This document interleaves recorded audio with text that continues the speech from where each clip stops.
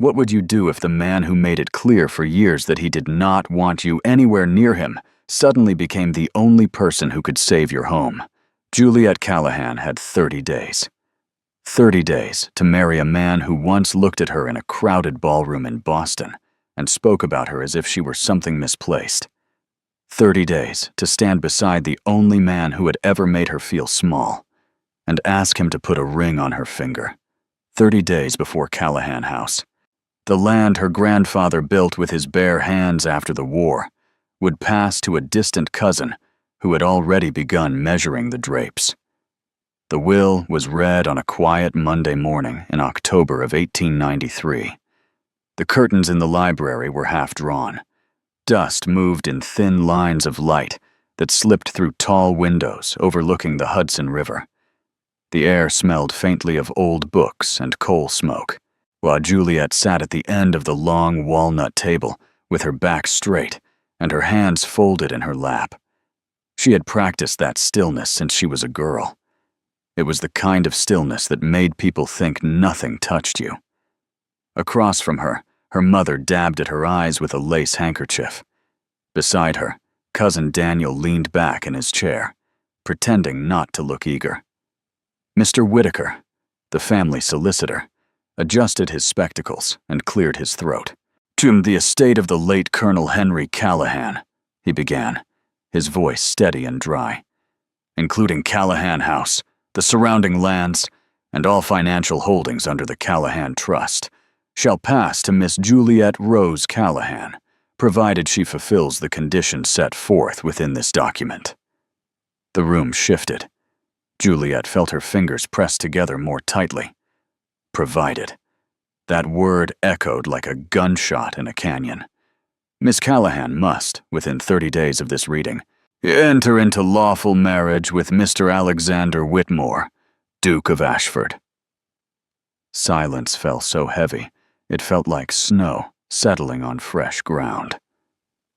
Juliet did not move Alexander Whitmore, the Duke of Ashford, the man who, 3 winters ago at the Harrington Charity Ball in Boston, had looked at her over the rim of his champagne glass and said to his friend loud enough for her to hear, "Miss Callahan has an impressive talent for appearing where she does not belong."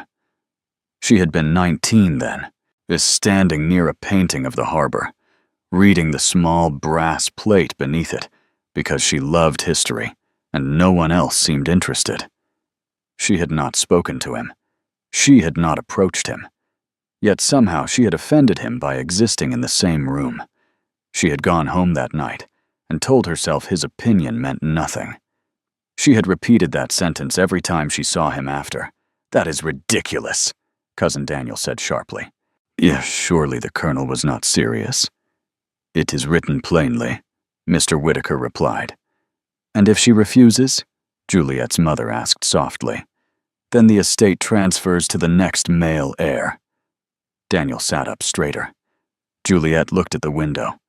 Outside, the river moved in quiet silver lines beneath the gray sky. The trees along the shore had begun to turn. Red and gold leaves clung to branches, holding on. 30 days. "Has the Duke been informed?" she asked, her voice calm. "Yes, Mr. Whitaker said. He has received notice of the condition." "And?" "He has not declined." The words settled into her chest with quiet force. He had not declined, which meant he was considering it. The question rose slowly inside her. Why? Alexander Whitmore did not need her money. His family owned rail lines stretching from New York to Chicago. Ashford Manor in upstate New York was known for its marble halls and endless grounds. He could have chosen any woman in Boston society. Yet he had not refused. The noise in the room grew louder as Daniel began arguing with the solicitor, and her mother wept quietly into her handkerchief. Juliet stood without asking permission. No one stopped her. She walked to the window and placed her hand against the cool glass. The garden below was trimmed with care. Her grandfather had walked those paths every morning with his cane, humming old war songs in a voice that was never quite in tune. But he had been the only person who listened when she spoke about books, the only person who left notes tucked between pages on her bedside table, the only one who looked at her and saw more than a quiet girl in the corner. Why him, grandfather? Why this? She felt Mr. Whitaker approach. "There is a letter," he said quietly, pressing an envelope into her hand. "From the Colonel, to be given only to you." Her name was written across the front in her grandfather's familiar hand. She did not open it there. She carried it upstairs to her bedroom and closed the door behind her. The room felt too large, too empty without his steady presence somewhere in the house. She broke the seal. "My dear Juliet, you will not like this. I know you well enough to say that with confidence, but I have not made this choice lightly. Alexander Whitmore is not the man he allows the world to see. I have watched him since he was a boy. Pride is loud in that family. So is fear. I have seen the cost of both. Years ago, I made a decision that wounded his father deeply. I protected my own interests when I should have trusted our friendship. It is a mistake I have carried every day since. I cannot repair what I broke, but perhaps you can build something better in its place. I do not ask you to love him. I ask you to give him a fair chance." "All my love." Grandfather Juliet read the letter 3 times. Wounded his father. Fear. A fair chance. She sat at the edge of her bed as the afternoon light shifted from pale to gold. Whatever had happened between their families, it ran deeper than gossip and ballroom whispers. Her grandfather had written her into the solution, which meant he trusted her. That evening, she sat at her writing desk and dipped her pen into ink. "Your Grace, I believe we find ourselves in a situation neither of us designed. I propose we meet to discuss the matter plainly. Thursday at 2 o'clock, if it suits you. Or Miss Juliet Callahan." She sealed it before she could reconsider. He arrived on Wednesday, a day early, unannounced. The butler appeared in the library doorway with a careful expression. "The Duke of Ashford is here, miss." Of course he was. Juliet set her book down slowly. "Please show him to the front drawing room." She waited until she was alone before allowing herself one deep breath. Then she smoothed her pale blue gown and walked downstairs. Yet he stood near the fireplace when she entered. Alexander Whitmore was taller than she remembered. Dark hair, neatly parted. A strong jaw that rarely softened. He wore a black coat, tailored perfectly to his broad shoulders. He looked as though the room belonged to him simply because he occupied it. He turned at the sound of her steps. Their eyes met. There it was, that same unreadable look. "Miss Callahan," he said. "Your Grace." She took the chair opposite him. "Gump, you are early." "I was free today." "Of course." She folded her hands in her lap. "Then I will speak plainly. My grandfather's will requires our marriage within 30 days. You have not declined." "No." "May I ask why?" He studied her for a moment before answering. "There are practical reasons." The word landed heavily. "Practical," she repeated. "As in financial." "Among other things." She held his gaze. "I am not asking for a real marriage." His eyebrow lifted slightly. "Oh, I propose a legal arrangement," she continued. "We marry. The estate remains secure. You maintain your affairs. I manage mine. We remain civil in public. In private, we maintain distance." He was silent for several seconds. "You have given this thought," he said. "I had an evening." "And what do you receive beyond your inheritance?" "The inheritance is enough." His eyes narrowed slightly. "Is it?" She ignored that. "And you?" she asked. "What do you gain?" He paused. "Stability," he said at last. "Of a particular kind." She waited for him to explain. He did not. "Then we are agreed," she said quietly. "For now." He stepped toward the door, then stopped. "You mentioned civility in public." "Yes." And in private? She met his eyes without flinching. In private, she said, we are honest. Something shifted in his expression. Very well, he said. As the wedding took place 18 days later in the small stone chapel overlooking the Hudson. There were no flowers beyond what grew naturally along the path. No orchestra, no celebration. Only the quiet murmur of the river below and the autumn wind moving through bare branches. Juliet wore her grandmother's ivory gown. Not because it was romantic, because it fit. Alexander stood at the altar, his back straight, his expression composed. She walked the aisle alone, and when the minister pronounced them husband and wife, she felt the words settle over her like winter air. His hand touched hers briefly as they turned. Warm. Steady. The carriage ride to Ashford Manor lasted 4 hours. They spoke very little. She watched the countryside pass, rolling fields, farmhouses with smoke rising from chimneys, the sky heavy with clouds that promised snow. You are not reading, he said suddenly. She looked up from the book, resting open in her lap. I am. You have not turned the page in half an hour. She closed it gently. What are you thinking about, Your Grace? You, he said, without hesitation. Her pulse shifted. In what regard? In regard to whether you believe this arrangement will remain simple. And will it? His gaze returned to the window. That depends. On what? On us. Ashford Manor rose from the hills at dusk. Stone towers, tall windows catching the last of the light. Oak trees lining the long drive like silent guards. She leaned slightly toward the glass, despite herself. It is impressive, she said. It is cold in winter, he replied. She almost smiled. The carriage stopped. Staff lined the front steps in neat rows. Alexander stepped down first, then offered his hand. Juliet placed her gloved fingers in his. The evening air was sharp and clean. It smelled of pine and distant snow.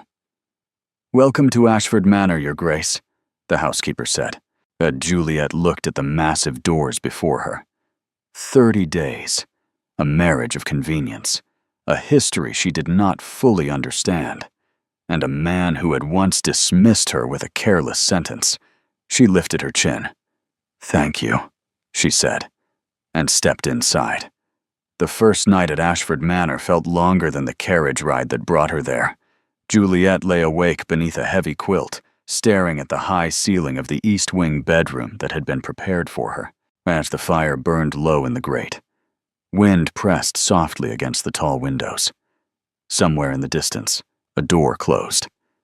He was in the west wing. The house had been arranged before her arrival. Separate chambers, separate sitting rooms, separate lives joined only by a document and a ring. Practical. That was the word they had chosen. Yet as she stared into the dark, she found herself thinking not of the will or the estate, but of the way his hand had steadied hers in the chapel. Brief, warm, certain. She turned onto her side and closed her eyes. Sleep did not come easily. The third morning brought their first true disagreement. Juliet had chosen to take her breakfast in a smaller morning room overlooking the gardens. A tray of tea and toast rested beside an open book. The light was soft and gray. Frost clung to the edges of the lawn. She had not expected company. At precisely 8 o'clock, Alexander entered without knocking. He paused when he saw her, yet then crossed the room and sat opposite her without a word. She waited. He poured tea into his cup. Steam rose between them. For 11 minutes, neither spoke. It was not an angry silence. It was careful. I have arranged for you to tour the estate grounds this morning, he said at last. She lifted her eyes slowly. Have you? Mr. Barrett will show you the tenant farms and the mill property.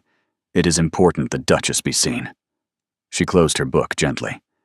In the future, Your Grace, you may consider asking rather than arranging. His jaw tightened almost imperceptibly. It is a practical matter, he said. So is courtesy. The air between them changed. He studied her, measuring. Would you like to tour the estate this morning? He said evenly. With Mr. Barrett? A faint smile touched her lips. Yes, thank you. He nodded once and returned to his tea. It was a small shift. Small, but not nothing. The estate was vast. Fields rolled across the hills, like waves frozen in place. Tenant cottages stood in neat rows. Smoke rose from chimneys. Horses grazed in fenced pastures. Mr. Barrett, a broad-shouldered man in his 50s with weathered hands and steady eyes, spoke with pride as he walked her through the land. His Grace rotates the crops carefully, he explained. But the South Mill's been unused these past 12 years. Why? Juliet asked. Drainage collapsed. The structure's weak, too costly to fix, and so it sits. She studied the old mill in the distance. Its wooden frame leaned slightly. The water wheel stood still. I would like to see it, she said. Barrett looked surprised, then pleased. Of course, Your Grace. As they approached the structure, she felt something stir inside her. The mill was not useless. It was waiting. That evening, she mentioned it at dinner. The South Mill could be restored, she said calmly. The tenants are eager.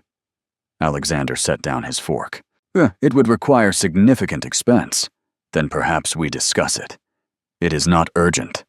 It is land left idle, she replied. His eyes lifted to hers. It is my responsibility. It is ours, she corrected gently. The estate binds us both. Silence settled between them. I am not asking for your money, he said quietly. I know, she answered. I am offering partnership. Something flickered in his expression. Not anger. Something closer to resistance. We will revisit the matter in spring, he said finally. She let it rest there. But she did not forget. Winter deepened. Snow fell across the grounds in soft white sheets. The manor felt older in winter, as though its stone walls remembered seasons long past. On the 11th night, Juliet could not sleep. She wrapped a shawl around her shoulders and took a candle into the hallway. The house was silent. Moonlight spilled across the grand staircase. A faint glow showed beneath the library door. She hesitated, then pushed it open. Alexander sat on the floor near the fire. His coat was discarded over a chair.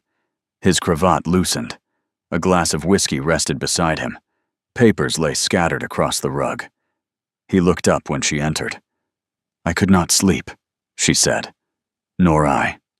He did not rise. He did not rearrange himself into the Duke. She crossed the room and sat opposite him on the floor. The firelight softened his features. They sat in silence for a moment. Your father's portrait is in the gallery, she said quietly. He looks like you. His gaze shifted to the flames. I am told that often. Was he a good man? The question hung between them. He was proud, Alexander said slowly, and loyal, and wounded. She waited. He trusted your grandfather, he continued, invested heavily in a venture underwritten by him. When it failed, your grandfather withdrew his support first, protected his own interests, and my father bore the full loss. Juliet felt the weight of that truth. My grandfather wrote to me about it, she said softly. He called it a wound of his own making. Alexander let out a slow breath. My father never believed he regretted it. He did, she said firmly. He carried it. The fire crackled. Alexander leaned back against the chair. And now here we are, he murmured. Yes. Do you believe this marriage repairs it? I believe, she said carefully, that it gives us the chance to choose differently. He looked at her then, truly looked. You are not what I expected, he said. What did you expect? Someone easier to dismiss. She held his gaze. I heard what you said at the Harrington ball. His expression stilled. I know, he replied quietly. You believed I inserted myself where I did not belong. I believed, he corrected, that if I admitted you belonged, I would have to reconsider a great many things. The fire shifted between them. That is a complicated answer, she said. Yes. They sat in silence again. Good night, Alexander, she said as she rose. Juliet. She paused at the door. My name, he said gently, is Alexander. She met his eyes in the dim light. Good night, Alexander. The annual winter ball at Harrington Hall arrived 2 weeks later. The entire county would attend. The newly married Duke and Duchess of Ashford could not avoid it. Juliet dressed carefully in deep green silk. Pearls rested at her throat. Her hair was pinned with simple elegance. When she descended the staircase, Alexander waited below. He watched her approach with a look she did not recognize. Ready? He asked. Yes. He offered his arm. And the ballroom glittered with chandeliers and polished floors. Music swelled as they entered. Whispers followed them. She felt it. The scrutiny. The curiosity. Lady Eleanor Prescott approached with a smile too sharp to be sincere. What an unexpected match, she said brightly. We were all so surprised. Juliet's smile did not falter. Life rarely consults the audience before making decisions.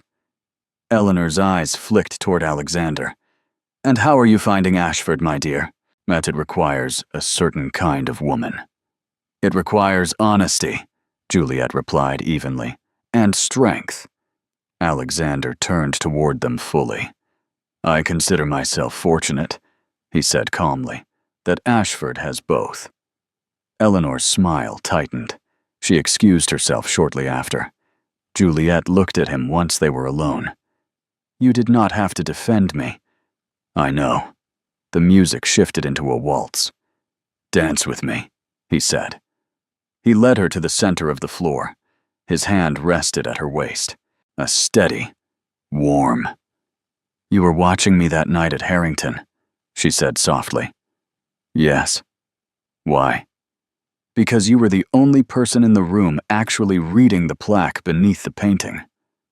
And that frightened you? It unsettled me, he admitted. You saw what others ignored. The waltz carried them in slow circles. I disliked myself for what I said, he added quietly. She felt her breath catch. Then why agree to this marriage? She asked. He met her eyes without flinching. Yeah, because when I saw your name in the will, he said, I did not look for a way out. The music swelled around them. She searched his face. And now? She asked. Now, he said, I am no longer certain this arrangement is simple. The word hung between them. Not simple. The carriage ride home was silent, but it was not distant. It was full. The next morning he was gone at breakfast. Riding, the staff said. She told herself she did not mind. Yet when he returned before noon, a snow clinging to his coat, he came directly to the library. Juliet, he said. Her name, spoken without title, felt different. He crossed the room and stopped before her. I owe you honesty, he said. She closed her book. Yes. My estate has faced financial strain, he admitted. The banks required stability. A marriage to unite our lands strengthened our standing. That is practical, she said quietly. Yes. He inhaled slowly, but I would have found another way if it had been anyone else. Her heart stilled. Why? She whispered. Because you are the woman at the window, he said. And I have spent 3 years regretting that I pretended not to see you. Silence settled like falling snow. She rose slowly. Alexander, she said, my grandfather believed you were capable of being known. His jaw tightened. Being known, he repeated, is not always safe. She stepped closer. Neither is living unseen. He reached for her hand then, deliberate, certain. Their fingers intertwined. The fire burned low. The room felt smaller. 30 days, he murmured. They end soon. Yes. Do you intend to stop counting? She looked at him, and for the first time since the reading of the will, she allowed herself to hope. I do not wish to measure my life in deadlines, she said softly. His hand lifted to her cheek. Warm. Careful. Then we stop, he said. Well, and when he kissed her, it was not practical. It was chosen. The 30th day arrived quietly. There was no trumpet of consequence, no storm to mark the passing of the deadline. The morning rose pale and still over Ashford Manor. Frost traced delicate patterns along the windows. The river beyond the hills lay calm beneath a thin winter sun. Juliet woke before dawn. For a long moment, she lay still beneath the quilt and listened to the house breathe. 30 days ago, she had arrived here as a stranger, a name in a will, a condition to be met. Now she lay in the east wing and knew which stair creaked near the gallery, which servant hummed in the kitchens before breakfast, which hour Alexander preferred to walk the grounds alone. 30 days. The will's demand had been fulfilled. The marriage was legal, the estate secure. The question remained, what were they now? She dressed slowly and went to the library. Alexander was there, standing at the tall windows with his hands clasped behind his back. The morning light traced the line of his shoulders. Papers rested untouched on the desk. He turned when she entered. It is the 30th day, she said quietly. Yes. The condition has been satisfied. Yes. Silence stretched between them. He crossed the room with measured steps, not hurried, not uncertain, deliberate. Is that all this has been to you? He asked softly. A condition. She held his gaze. It began that way. And now? She felt her heartbeat steady inside her chest. Now I am asking what you want. He did not answer at once. He studied her face as though committing it to memory. Then he reached for her hand. I want, he said slowly, to stop pretending this was only practical. The words settled gently between them.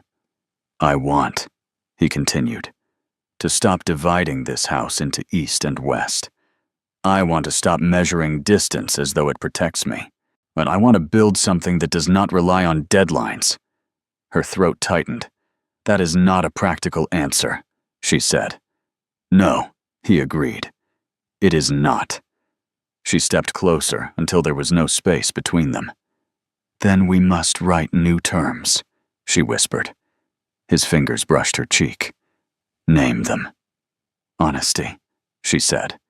In public and in private. Yes.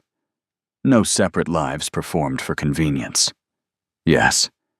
And the South Mill, she added softly. We restore it together. A quiet smile touched his mouth. Agreed. He kissed her then.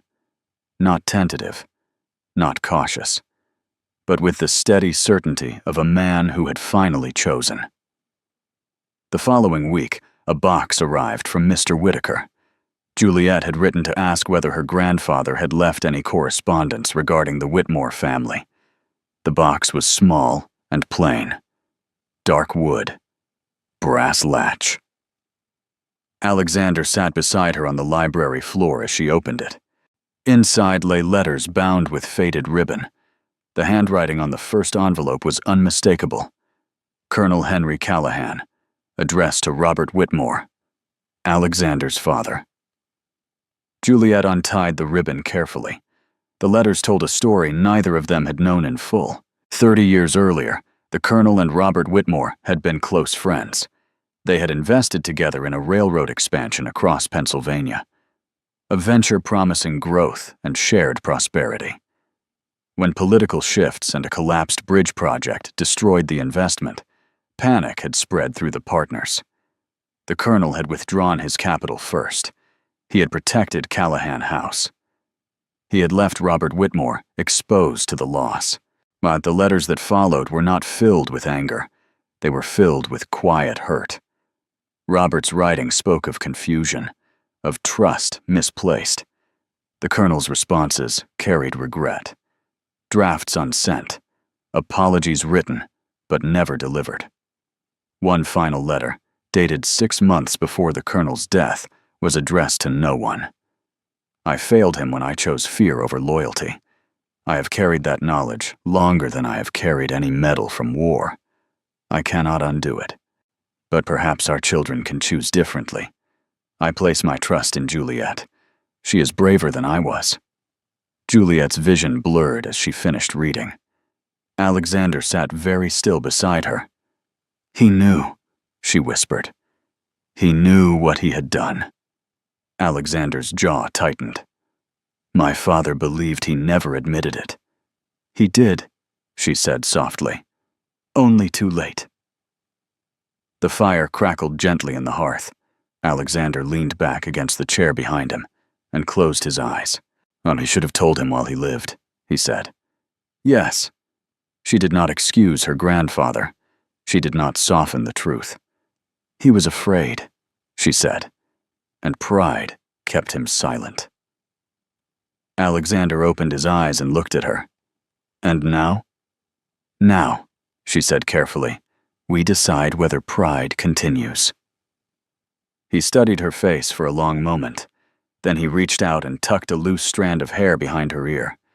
The gesture was small, tender. My father would have liked you, he said quietly. She felt tears threaten, but did not let them fall. I think your father would have liked that you chose differently. Winter deepened. Snow covered the South Mill in white silence. Yet plans were drawn. Engineers were hired. Juliet and Alexander walked the frozen fields together, boots crunching in frost. Drainage would be repaired in spring. The mill wheel rebuilt. The land reclaimed. It would cost money. It would require effort. But it would require trust. They did it anyway. By March, the thaw began. The river swelled with melting ice.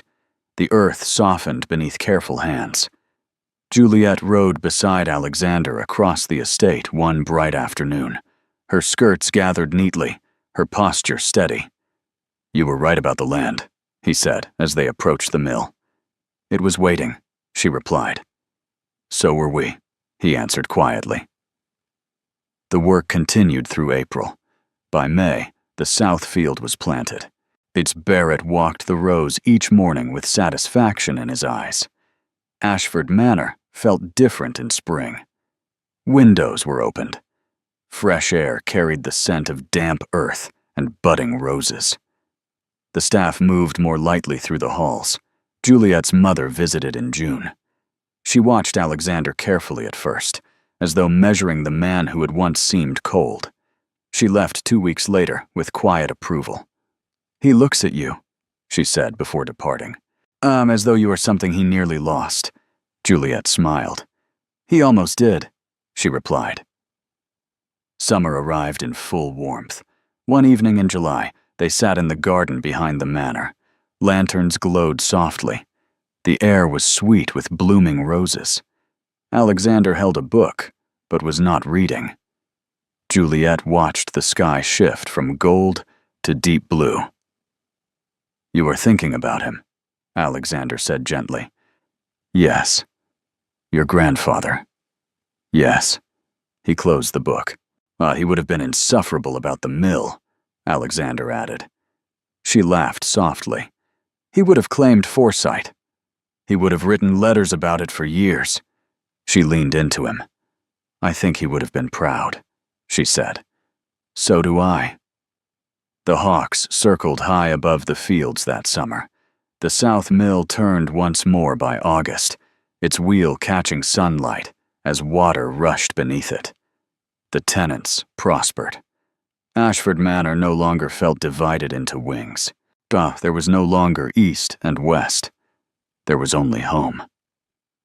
On the anniversary of the reading of the will, Juliet stood once more at the library window. The river moved quietly below. Alexander came to stand behind her and wrapped his arms around her waist. "Do you regret it?" he asked softly. "The will?" "Yes." She turned in his arms. 30 days, she said, were never the point. What was? Choice. He studied her. And if the will had never demanded it? She smiled. Then we might have spent a lifetime pretending not to see each other.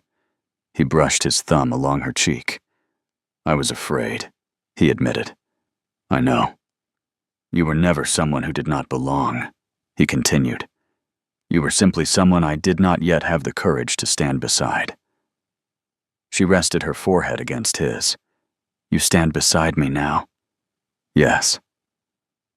Outside, the mill wheel turned steadily. The land flourished.